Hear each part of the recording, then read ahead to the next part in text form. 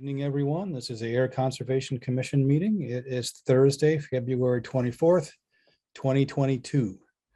Due to the ongoing COVID-19 pandemic, in accordance with Chapter 20 of the Act of 2021, suspending certain provisions of the Open Meeting Law, OML, public bodies otherwise governed by the OML are temporarily relieved from the requirement that meetings be held in public places, open and physically accessible to the public, so long as measures are taken to ensure the public access to the body's deliberations through adequate alternative means.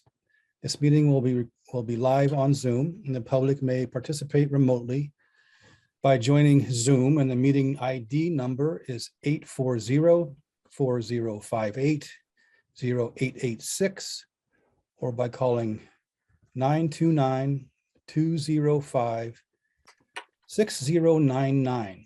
For additional information about remote participation, please contact the Conservation Commission at concom@ayer.ma.us or by calling 978-772-8220, extension 143, prior to the meeting. We have in attendance with us this evening Commissioners Jen Amaya as member. We have George Bacon as member. We have Jess Gugino as clerk member. We have Mark Phillips as vice chair, and myself, John Schmallenberger, as chair. Do we have confirmation of agenda? Any changes to the agenda? No. Nope. Nope. Okie dokie. Is there a motion to approve the agenda as written? So moved. Second? I'll second. All right. Might have Mark lost Mark. frozen? I think so. Possibly. Okay. There's Mark. Or did it break up? Did it not come through? I'm sorry, I seconded. It didn't come through, no, but we got a second from Jen. So the motion was And moved I'm by George Bacon. It was seconded by Jen Amaya. We'll do a roll call vote. Jen, how do you vote? Aye. George, how do you vote? Aye. Jess, how do you vote? I Mark, how do you vote? Aye. Chair votes aye. and give me 1 second. I'm just going to give Allison a quick call. Okay, doke. All right. We'll go ahead and do the approval of meeting minutes for February 10th, 2022. Any comments or changes? You look good. No, fine. They do look good. Motion to approve the meeting minutes for February 10th, 2022 as written. So moved. Second. It was moved by George Bacon, seconded by Mark Phillips. Do a roll call. Jen, how do you vote? Aye. George, how do you vote? Aye. Jess, how do you vote? I And Mark, how do you vote? Aye. Chair votes aye. Passes unanimously. How's it going with the phone call? no answer. No answer. Okay, very good. Accounts payable. Do we have any? Nope, that's just down there in case we do, but Okie dokie. And we will now call for public input if there is anyone who is viewing or listening. If you have any comments or questions, now's the time.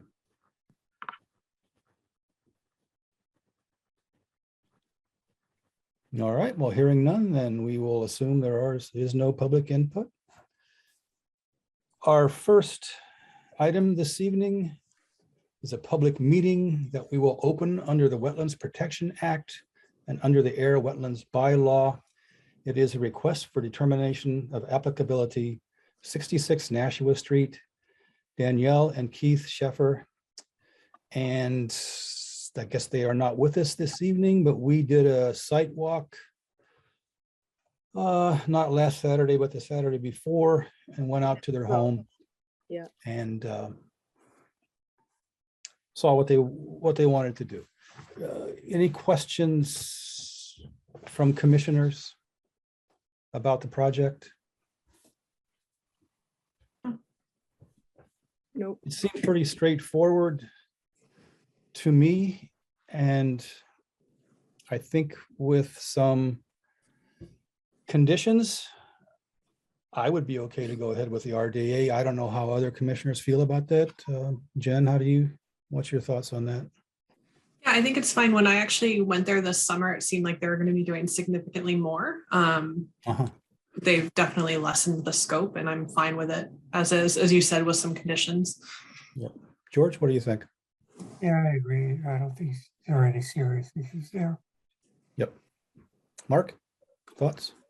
Yeah, I'm in the same boat. It's, pretty much already disturbed as it is. And, I think it's fine. Like I said, just some conditions and stuff. I think it'll be good. Okay. How about you, Jess? And I'm fine with some conditions as well. So conditions being erosion controls installed and inspected before work proceeds. Right. Anything else? I mean, Well, I don't think there's going to be any dirt to be removed, but I guess if there is, then it should be moved off site. So I thought I could word it.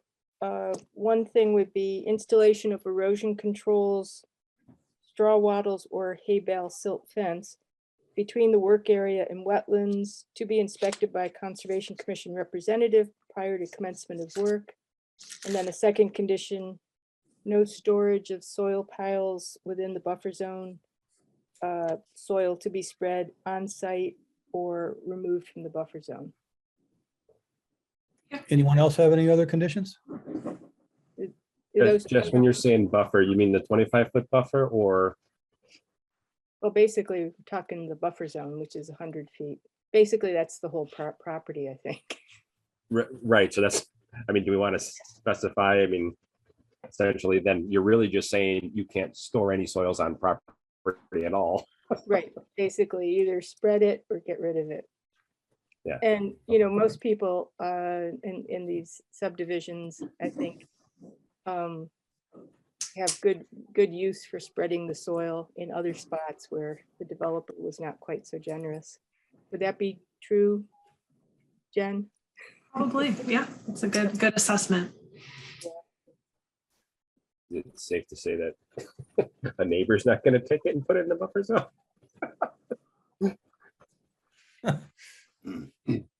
Yeah, We got eyes. We have eyes there. yeah. We have a spy. I do not snitch on anyone. Any other comments from commissioners? Any comments from anyone who is viewing or listening? He did say it is going to be brick paver, right? Somewhat permeable and all. Yeah. You're planning all pavers. Okay. No, I'm good. Thanks. Okay.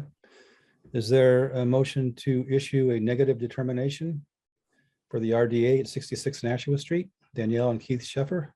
Actually, With hold on. with the conditions that Jess mentioned. So moved. Hold on one second. I forgot about one other thing. You talked about drainage behind the retaining wall and stuff. Did we do we know where we want to have them send that at all, or what? I'm not sure if their drawing actually shows drainage. What do you think we should say? Or Where that drainage should be sent to if they are going. I know they had said that anything they had, they were going to be directing toward the retention basin. George, do you remember? I That was think on the that's other side right. of the property though, right? What was that? Mark, what'd you say? Sorry, but the detention basin was on the other side of the property where they took the stuff from the front door, right? It was over that way. Yeah. I see the existing drain there, to the upper Yeah. sort of upper left, but that's kind of going back, I guess, sort of backwards at all. I don't know. The retention pond isn't that far out of, like, it's just out of, I think, the plan, if you're looking at the Yeah. professional plan. So I don't think it would be too much. And that's kind of their yard is, it kind of already goes that way. Yeah. So And if the gutters are working properly, it's not gonna have much Yeah. seeping anyway. Mike, I would guess. Okay, if you guys think it's okay, then that's fine. I remember we chatted about it a little bit. And I couldn't remember where we ended up. So. Aaron, Yeah, you can do the motion again, John. Sorry. No, it's okay. Motion to issue the negative determination for the RDA 66 Nashua Street, Danielle and Keith Sheffer, with the conditions that Jess stated earlier. So moved. Second, Was moved by George Bacon, seconded by Mark Phillips. Do a roll call vote. Jen, how do you vote? aye. George, how do you vote? Aye. Jess, how do you vote? I, Mark, how do you vote? aye. Chair votes aye, passes unanimously. That'll go out early next week. yeah, Jess? I don't think I'm gonna go in tomorrow in the snowstorm. Good plan. That's a, So I'll get that out on Monday. okay. Yeah. And I guess that well, if they hear back, then they'll have to, from the state, they'll have to Yeah. deal with it, but otherwise they're not going to do anything until spring. That's going to be a lot more than 10 days. So Yeah, I they think they're won't pretty be, much good to I go. think they're good with the 10-day waiting period. I think so too. Yeah. Okay. Very good. Then we will move on to our next item, which is a public hearing. And we will open this public hearing under the Wetlands Protection Act and under the Ayer Wetlands bylaw as a notice of intent. New England Power Company, Mass DEP, file number 100-0479. And we have with us this evening, Allison Milliman. It's very nice to see you again. Hi everyone. Nice to see you all. Thank you for joining us and for joining us on the site walk too. That was a nice walk. It was a nice day. It was a beautiful day. We had a couple more hours after we left you too. Yeah. It was a long day. Do you have any comments or questions, Allison, or? Well, I did provide some responses from the questions that I received from the site walk to Jess. The first one is that the company let me know that the new structures are planned to be galvanized steel.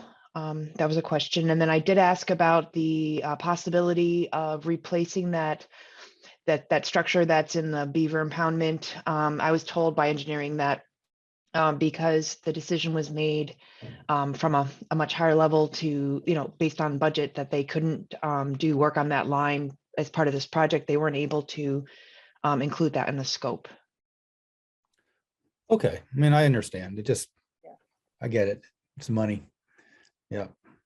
Which- Any questions or comments from commissioners? Yes, Jess. Just when Mass DEP issued the file number, they had a few comments. Yep. Yeah, about recommended that the application be updated to include relevant impact area and replacement values. Was there any response on that, Allison?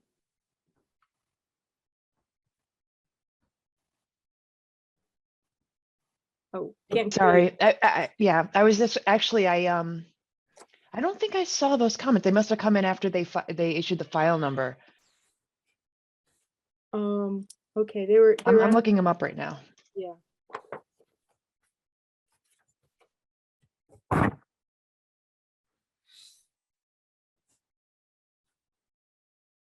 Sorry, bear with me, please. No, take your time. We don't have a hugely stacked agenda, so. For once. For once. Yes.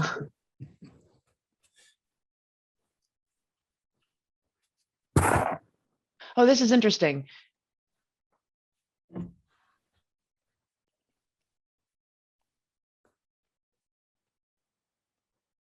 Okay, so I need to follow up with this reviewer because they're not apparently, looks like their concern is with the temporary impacts associated with the construction matting, which we've been advised by Mass DEP to not include on our Form 3, because it's covered under a blanket comprehensive water quality cert. If we did put the temporary impacts associated with the matting on the form, that would really kind of complicate the review process, because anything over 5,000 square feet automatically triggers a individual 401. So I think what I need to do on my end is to just kind of provide that letter that we received from that the company received from the DEP, stating why we don't include those temporary impacts on the form, and that should clear it up. Could you send us a copy of the letter too? Sure, yeah, Just we'll put it in with the file. absolutely. This being the opening of the public hearing, and I know there's at least one person I'm watching. We've had a few questions or comments from residents too. So since this is the official opening, probably be good to have Allison just briefly describe the project. I know one person called the office the other day, Allison, to ask how this was going to affect her property. And I was like, no, this is all work within the existing right of way. But so I'd make that clear. Well, I guess, are there any comments from commissioners before we get to outside folk?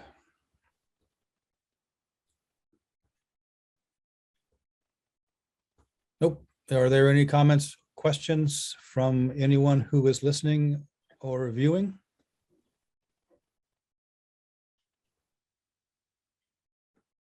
I know, Ruth, I see you on here. Did you have any questions? I don't know if her audio is on. Oh, she's just, Connecting, I think. Disconnecting, yeah.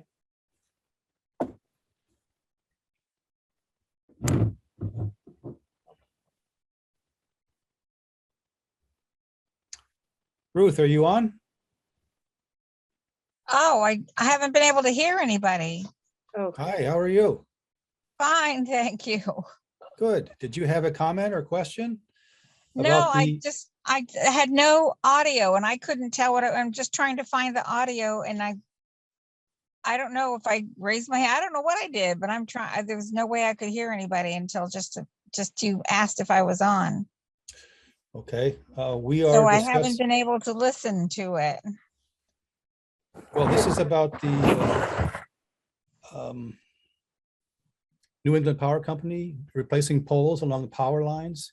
That's what I wanted to hear, and I couldn't hear anything. So, Well, I haven't think started Allison is- presenting yet, so it's yeah, okay. Allison is going to give us a presentation. So oh, okay. if you're ready, you can go right ahead. Okay, great. Start sharing my screen here. Hang on one second, Allison. I'm going to turn that on for you. Sure. just got it, Cindy. Oh, you got it. Thank you, Jen.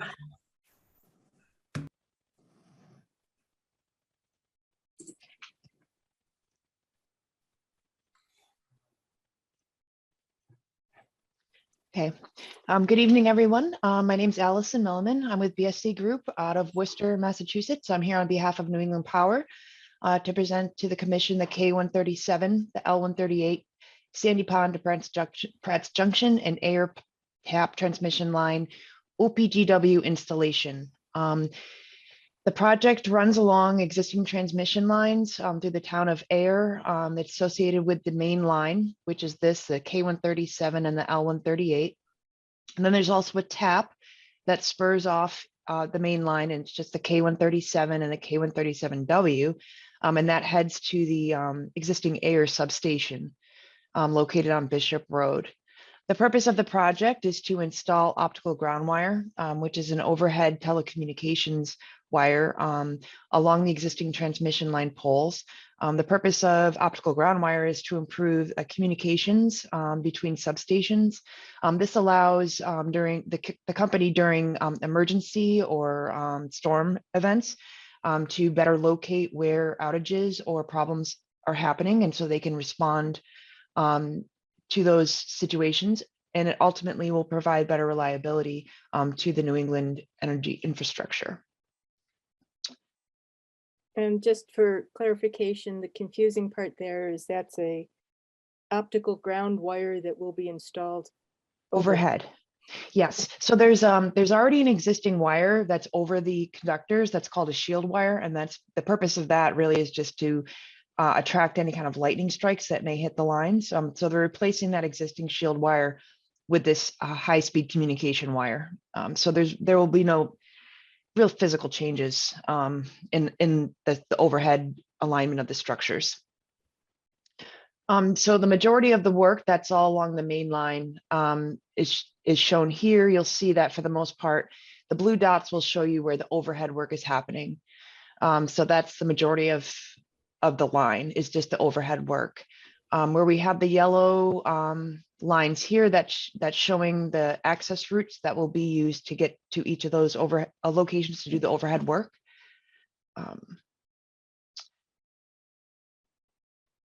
The squares that are shown here are basically the work setup locations. So those are called like our work envelopes. For the most part, work associated with those will be just mowing around the structures, mowing along the access routes, and that's just to provide the equipment access to get to each structure to complete the overhead repairs. Where you see these hashed marks here, that's showing where the temporary construction matting needs to be placed in order to cross wetlands. Unfortunately, due to the location of the existing structures and proximity to existing wetlands, temporary impacts to those are unavoidable. So the company uses a best management practice of those temporary construction mats, which displaces the weight of the equipment and definitely prevents rutting and soil compaction within those resource areas. As I had mentioned, I think at our kind of our pre-meeting meeting, we do have areas that are located within priority habitat. We did go through an extensive analysis process and pre-file coordination with NHESP for work in these areas. So these white roads show the locations where the company is committed to using either temporary matting or temporary stone and limiting impacts to just one nesting season. And then those mats or temporary stone will be completely removed after the work is completed. And these agreements that are in place have basically allowed us to submit a checklist and receive a determination of no take. And we have those letters. I think I included those in people's packets. So. Great. Where you see here, where we have the kind of the red, yellow hashed lines, those are areas where the company's needing to do some improvements to the existing access, the gravel access that's along the right of ways. What's proposed here is basically, again, mowing just to provide access, and then refreshment of stone, and where necessary, widening those roads to about a 12-foot travel width. Right now, some of them are overgrown, and they're just the stone is basically like subsided into the soil surface. So they just need to refresh some areas, and those are shown on your plans as the red access routes. Where you're widening, that's still all within the right of way. That's doesn't touch anybody's private property, right? That's correct. Right. I'm going to move through because for the most part, this is all more of the same with the overhead work. When we get into the location where we're the tap, as I mentioned, that's the section that kind of spurs off from the main line over by the bike path. This is a section that I walked with the commission from the Ayer substation to the bike path. They are proposing to replace those structures. So where you see here, the yellow structures are the existing to be removed. The orange is install a new structure with a concrete foundation. And then where you see the white, it's just to replace in kind So the concrete foundations are an enlargement of what's existing, but the white dots just are basically a replacement, a one-to-one of that existing structure. Where you see the red areas around the workspace, that is where they need to do some grading in order to make it a stable surface to complete the repairs. After the grading is completed, we will be seeding and restoring these areas to make sure that they achieve at least 75% vegetative stabilization.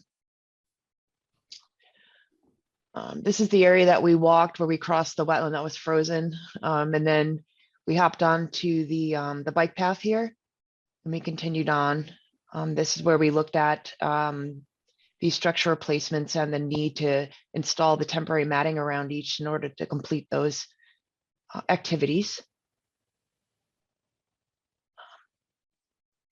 This is about where, let me see, right here is where we jump back onto the right of way off the bike path. And then we walked this way. So they'll be traversing across this field that we walked through. And this is the approximate location where the wetland replication is proposed. There's a detail on that we can go over if the commission is interested, included in the packet. It's in about this approximate location.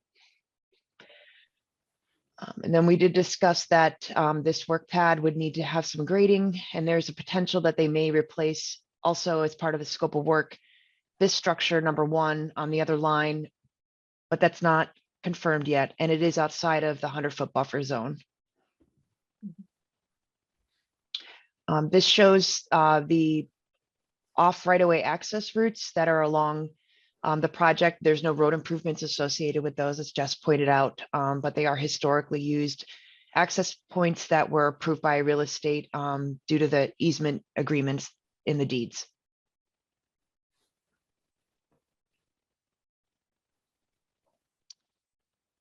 We did include, because we do have work within 100-year floodplain, the FEMA firm maps for the commission's review. And this is the proposed replication area that we looked at in the field with our suggested planting plan. These replication areas will be field monitored and kind of directed by a professional wetland scientist. And we, obviously these are recommended plantings, but based on availability, our site suitability, they may be changed during that process, but we would provide that information to the commission as an as-built for the certificate of compliance.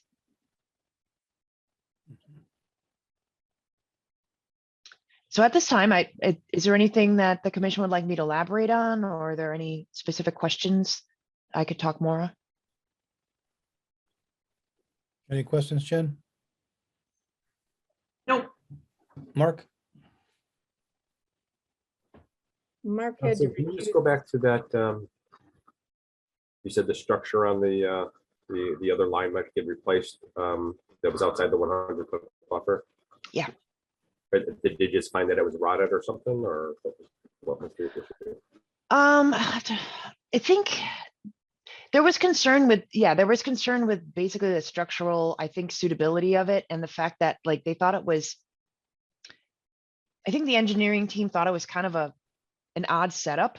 I think that was their determination. So it has to do with, it was a type of pole with I don't know, something like sticking out from the side that to them seemed like it wasn't really reliable. I guess that's the impression I got from the conversation from the engineers, but a lot of that's above, honestly, a lot of that's above my head.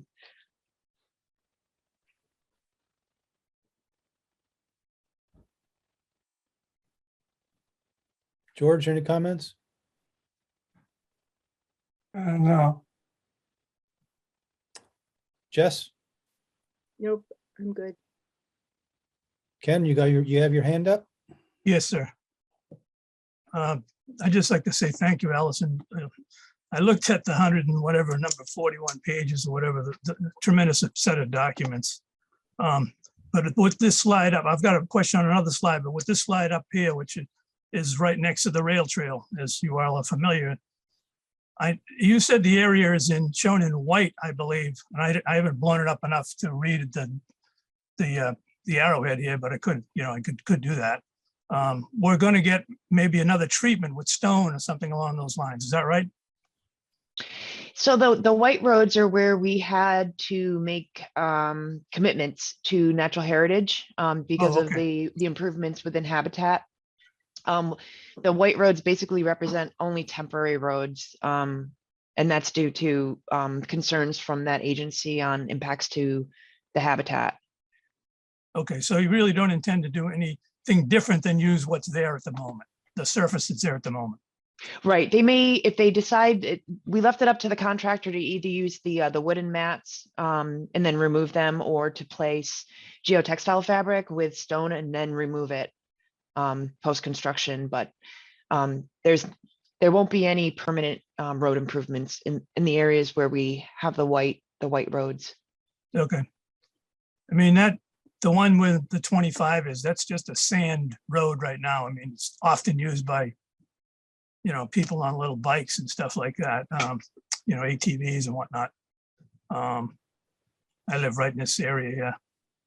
But so my other question was, if you could go back to the slide that has to do with Stratton Hill, Jess and Elise, Allison, excuse me. Wait, Stratton Hill? It's going to be to the west of where we are here, or to the east, excuse me, to the east. Yeah. Okay. Let me know when I get there. I'm not familiar with. Yeah. Keep going, I guess. Okay. That's Long Pond. Yeah.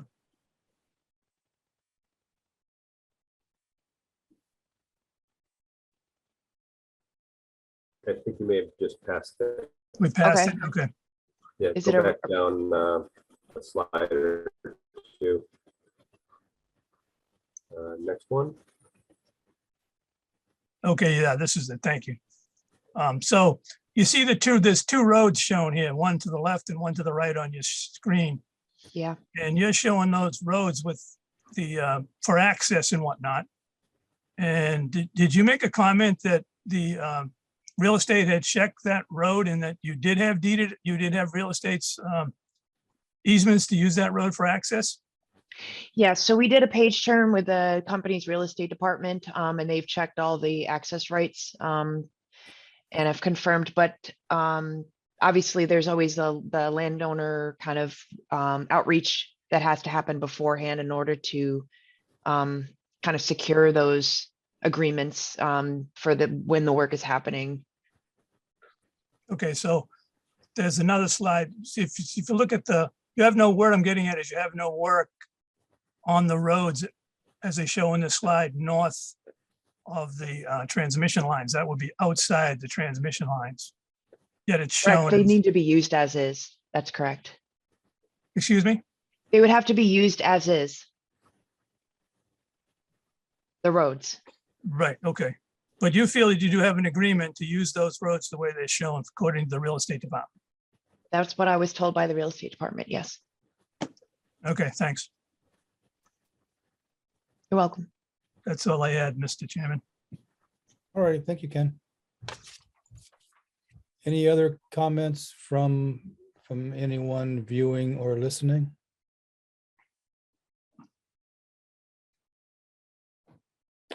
All righty. So do we need to get that letter from Allison before we can proceed? Oh, from on the, I mean, I think what we can do is go ahead to vote if we choose to approve the notice of intent and begin drafting the order. And in between now and our next meeting on March 10th, if we could see that letter from Mass DEP that would cover the comment in the zero issue letter, then we'd be fine. I mean, so we wouldn't be issuing the order tonight anyways, but we could Right. move to drafting it. Okay, Does that sound okay with you, Allison? That sounds great. Thank you. commissioners have comments on that? Okay to go ahead? That's fine. All right, is there a motion to approve the notice of intent? New England Power Company, Mass DEP, file number 100-0479, with the stipulation that we get the letter from DEP before our next meeting, which is March 10th. So moved. Get a second from Jen? Oh, second, sorry, thank you. Okay, the motion was made by George Bacon. It was seconded by Jana Maya. We will do a roll call vote, and Mark Phillips is going to recuse himself from this. Yes. Jen, how do you vote? Aye. George, how do you vote? Aye. Jess, how do you vote? I, Chair votes aye, passes unanimously, I guess. So is there a motion to continue the public hearing, notice of intent, New England Power Company, Mass DEP, file number 100-0479 until our next meeting on March 10th? So moved. Second, All right, it was moved by George Bacon, seconded by Jen Maya. We'll do a roll call vote. Jen, how do you vote? aye. George, how do you vote? Aye. Jen, how do you vote? yes, I'm sorry, Jess, how do you vote? don't want Jen to vote twice. That would be. Yeah, bad. that's right. Chair votes aye, so passes unanimously. We will continue this on the 10th. And Thank you. I'll put together a draft of the notice and get it sent to you this next week, Allison. Thanks, Jess. Okay. Thanks, everyone. Have a great night. Thank you for joining us. Welcome. Thank you. Good night, everyone, or good night, Allison. Okay, next discussion this evening is on the waterways sign project. So you all got the photo summary that I sent. Yep. So Mark, what do we need to do next? Is we have to have like a really final decision on locations, and then I contact the people, anybody who might be involved, like DPW or Pondview, to say, are we good? Yeah, I think so. And looking back at the quote and stuff, I think as George had said, right, George, these are initially, the expectation was that these would be double-sided because they were going to be along the roadways. I think if we end up doing the new design, we really only need single single-sided signs, I want to call that. But then in addition, when I did ask about possibly having additional signs made so that we could use in the future, like we talked about the Devons, Having what made? What did you say? additional signs. Yeah. Okay, Because I think when we were doing the first one at Nashua River, somebody mentioned, I don't know if it was Jen or Jess, mentioned that Devons was trying to put together a trail or something on the other side of the river there. And if that was the case, we could, have a sign to put up there later on. But I guess I'd like to clarify that, because the response I got back from Lucy sounded like I don't think she quite understood exactly what I was saying. So I think the next step, yes, let's get confirmation on the sites. From Dan, I think we were going to ask about the, mounting on the guardrail. Yeah. We need info from, and we also need it from him, I believe, if we were to put one in front of the sewage plant there. and also I think on the Oak Ridge Drive, the two sides of the road over the culvert between the two ponds. Okay, and then like you said, Pondview, right? We need them to approve the Yeah. the Well, one by Long Pond, and then also, probably need to talk with the also park the- department. What's it, Jess? Also DPW for the one by the community garden. Right. And And then we need Parks Department for both Sandy Pond and I think Grove Pond along the, or Peroni Park, right? I assume that's one and the same. right. And the one on, we were talking about 2 locations for Grove Pond and in Peroni Park. One of them was near that sign near to Kitty Junction. So Yep. that would be another case where could we have the sign made and put it up later, because they're going to be doing that, all that construction in that area when they replace the park this next year. Okay, yeah, So fair. could we have that sign and then install it after in 2023. Right, right. Yeah, so we still have a few, I guess, approvals slash questions out there. Okay.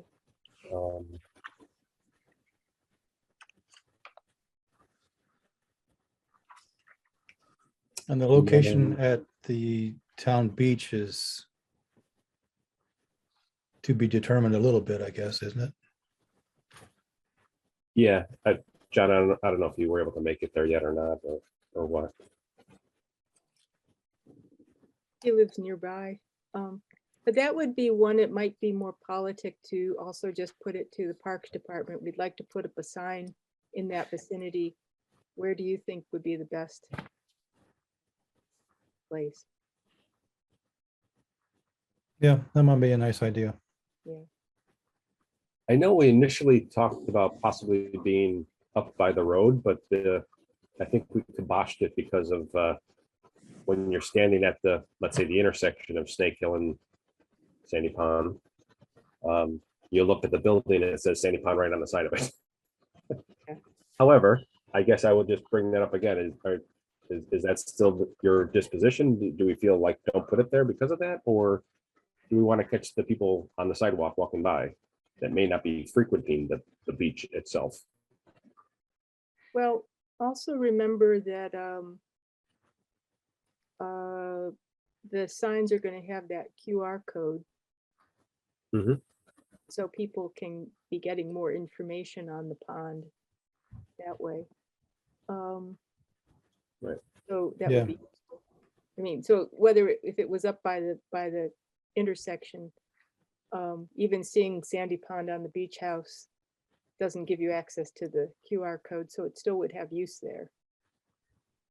I don't disagree. I liked the spot before, but it somehow or another we decided not to go up there. So if whatever you guys want to do. If that's I like the a idea of possibility. having a consistent signage. Yeah. Besides this big sandy pond on the side of the building. Okay. And I guess I'll see if I can task you, John. Do you mind walking up to the corner there maybe and just taking a look and see and say, you know, if you were on Sandy Pond Road, or even on Snake Hill for that matter, you know, walking along and came upon that sign, where would the sign need to be? On near the upper parking lot, maybe? You know, in front of the basketball court, maybe somewhere up there. Yeah, I'll go up, I'll take a look after this snowstorm to get a good idea where they're gonna plow the piles of snow too. And try Yeah, to fair point. avoid that. But yeah, no, I'm happy to do that. Absolutely. Okay. All right. Yeah, that's then that would replace number 8 here. Jen, your picture reads snuff. Bummer. But I think if I counted it through, it was a total of 11 signs. If we were to have an extra Nashua sign made, you know, let's say that's 12. Did we? Okay, yeah, we got the. Or 12 signs? Oh yeah, wait a minute. That's one. Okay, yeah, I skipped the last one, the Pine Meadow one. And that one we have to ask ourselves for permission. So I Yeah, think we're good on that one. we might have to vote on that. Yeah. All right, so maybe 13 signs are made, so, you know, that's just about half of the sign costs that we were initially looking for because we were doing double-sided, so that's definitely a pretty good savings. I'm sorry, I've been kind of tied up these last couple weeks. I have the stuff that we had talked about at the the site walk 2 weeks ago came to pass. So Mhm. I've been a little preoccupied with different things. So if you give me a little bit of time, I can go through. I can try and re-estimate possibly with express signs what it would cost just to have the signs made. I did look a few weeks back at like Tractor Supply and stuff for posts. They didn't have much more than kind of the green post, John, that I think you had used for the conservation sign. Yep. In my mind, not substantial enough and also not tall enough. I think we want to end up having the sign be roughly 5.5 to 6 feet at its maximum. So if that's the case, then we're probably looking for at least a foot or two into the ground. So I'm thinking that that's a 7-8 foot post is what we're looking for. And everything that I had seen were more like 6 foot. Right. So I'm still looking. I would be interested in finding something that again is a little bit more substantial than those green ones. I've seen those bent pretty easily and tossed in the garbage and all. So the P5 that the DOT typically indicates is pretty substantial. I guess I'd like to ask Dan if he knows where we can get something that's like that, even if it's even if we can somehow secure even stop post type galvanized piping / whatever you want to call that thing, the kind of the rectangle or square one, possibly. Because I think those would probably be like I said, a little bit more long lasting, I guess. If they're 6 feet in the air, is that going to be a little hard to access that code, the QR code? If it's that high? Georgia, I think they were what, 2 foot by 1 foot signs, I thought, George? Yeah, I think so. And it'll be at the bottom corner? Yeah, so that's so if it's 6 feet high, we put it at the top, the sign. The QR code should be somewhere in the 5 foot, 5 to 5.5 foot range, kind of what I was expecting. Yeah. That Okay. makes sense. Yep.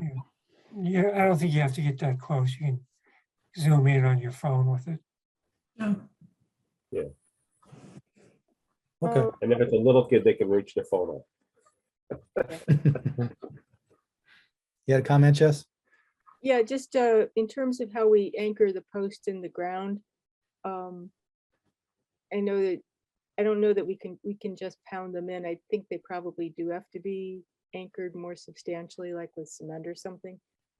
Given that this is coming from grant money, I don't think they'd want us to put in signs that could be absconded with more easily. So I guess that again would be a question to Dan, just to ask the question of, is it a stop sign put into concrete? I don't think they are. Okay. And those typically, hold up pretty well. Okay, I'll ask him that. Yeah. There was one that I did see online. It was called, I don't know, like Easy Post or something like that, where you pound in like a 1.5 foot piece first, and then you have another channel that bolts to that, which would make it really easy as opposed to trying to drive an 8 foot post in total height. So yeah, that might be an option for us to look into, and that's what I think. Again, Dan might be able to tell us where we could secure something like that from. Okay. All right, so I'll put together, we can do this tomorrow as it will be snowing. I'll put together an email to Dan and copy Mark and George on that, since you two have been working on this. So you can see, and if you have anything to add. Okay. Okay. All right. Anything else? And so Jess, you'd be able to reach out from a Parks Department, DPW, Pondview Estates, Yeah, well, just kind of asking those folks. Yeah, the email I'll send to Dan will have everything in it. Okay. And then I'll contact the Parks Department, you know, again, yeah, and just see if, so, but you have to find out an answer on if we could have some signs that didn't go in right away, but after some work was completed in a certain area. Yeah, they say, because the one location for Peroni Park by that one, Right. Yeah. wait, you're breaking up, or the one by the rain I was garden? saying. Yeah. Oh, yeah. The install by the rain garden, that would be the one we'd have to wait. Yeah. All right, so I will also then do the email to the Parks Department and copy Mark and George on that as well. So I'll copy you guys on all the emails I send to as well as to Pondview and stuff. Okay. All right. Very good. Anything else? Yeah. All righty. Next item this evening is a discussion, the review of special conditions boilerplate. And that's just a really brief thing. So I've started going through it and finding where we're repetitive and or inaccurate, and also remembering some of the ones that town council said get rid of.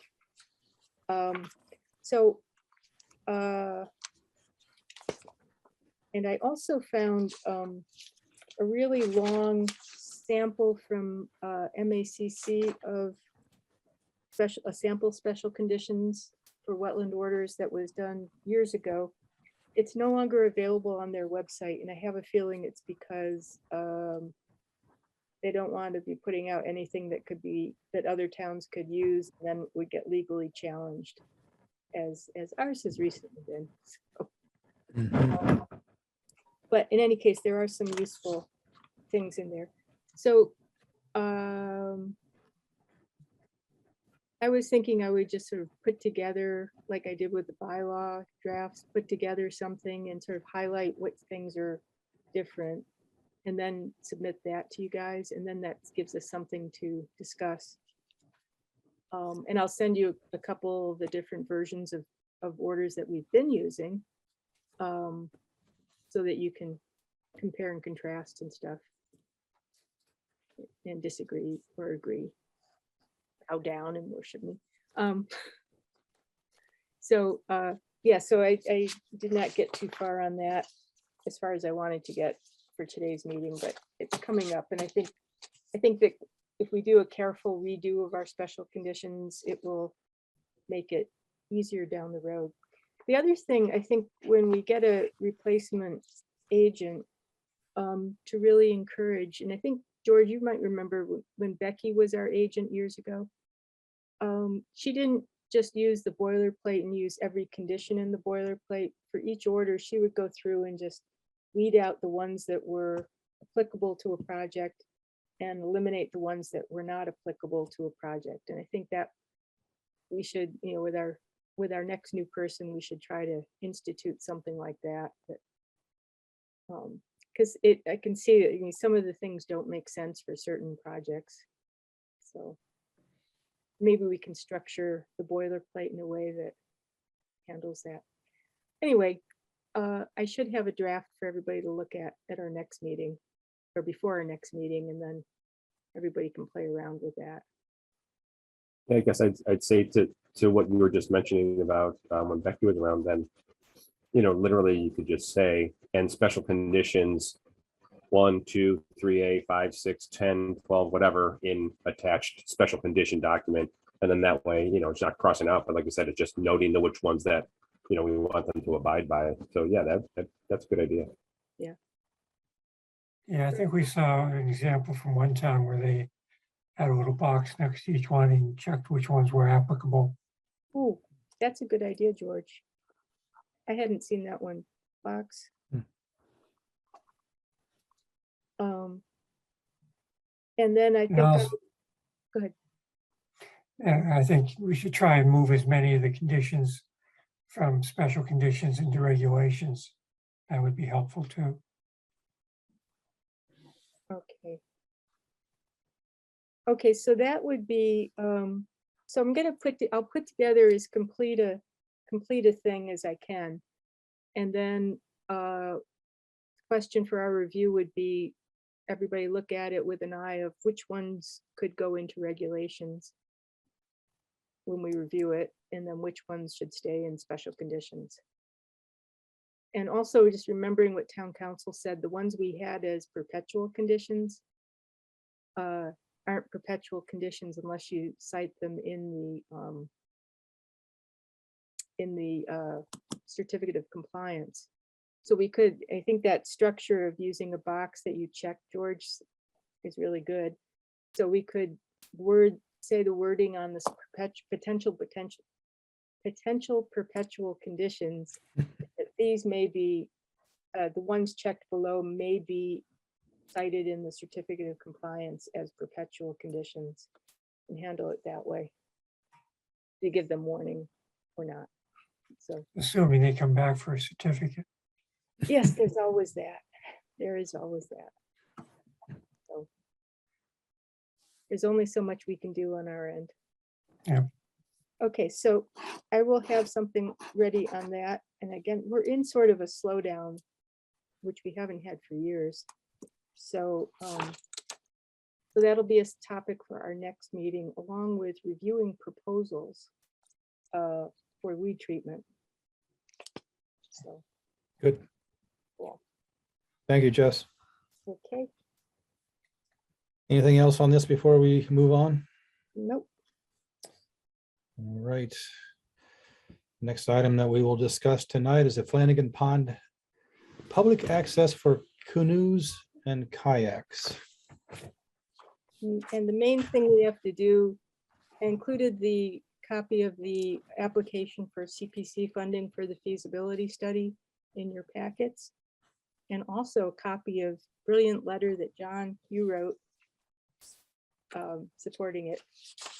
So basically is that letter okay? Anybody want to make any edits to it? And is it then okay to send under your signature, John?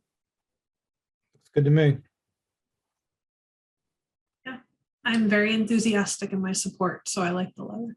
Okay. Anyone else? No? Looks fine. Oh, you're breaking up, Mark. Look, it's fine. It's fine. Okay. Unstable over here. I know it sort of warbles with a weird echoey sound sometimes, so. Probably the hunk of junk computer I'm on. So should we vote on that, George?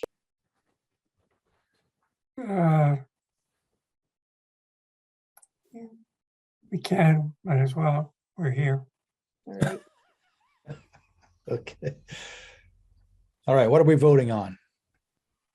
supporting the letter of support, or issuing a letter of support for the Flanagan Pond access.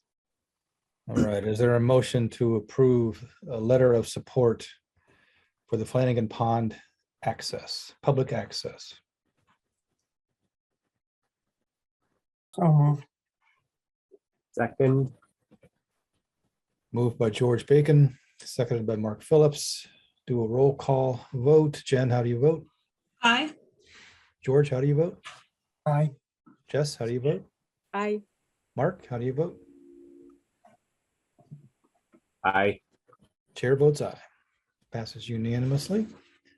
and if anybody is interested in watching the public hearing before CPC, that should be March 30th by Zoom.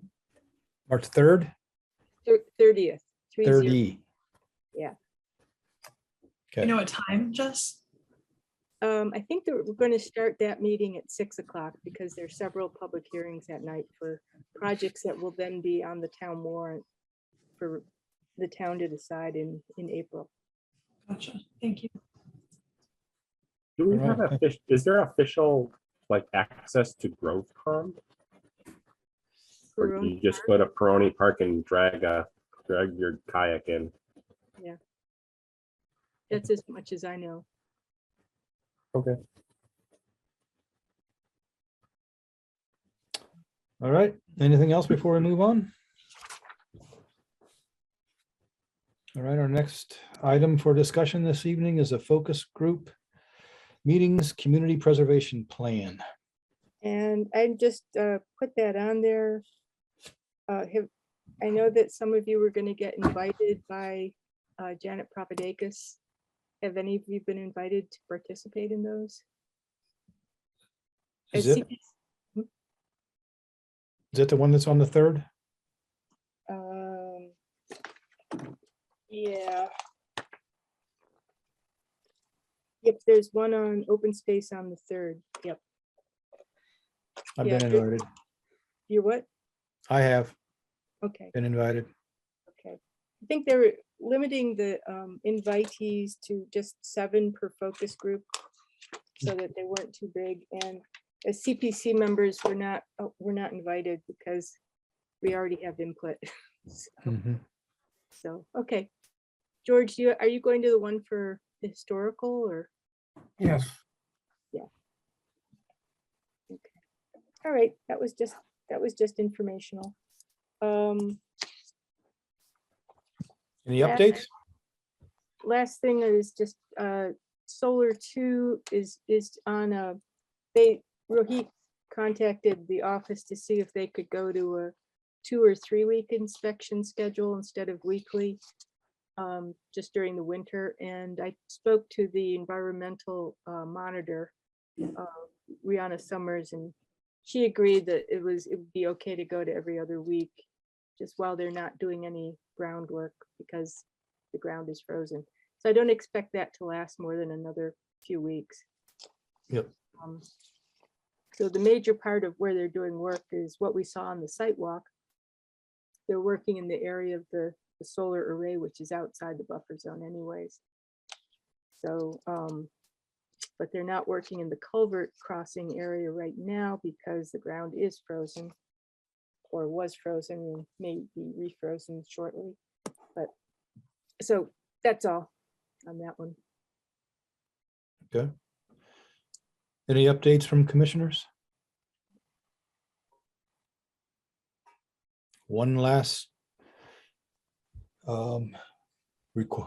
appeal to anyone who's viewing or listening, if they have any comments or questions.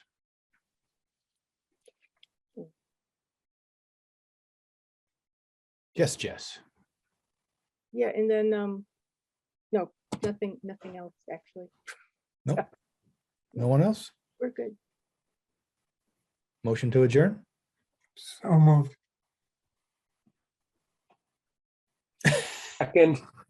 Sorry. Thank you. That was moved by George Bacon, seconded by Mark Phillips. We'll do a roll call vote. Jen, how do you vote? Aye. George, how do you vote? Aye. Jess, how do you vote? Mark, how do you vote? Aye. Chair votes aye, passes unanimously. Thank you all very much. And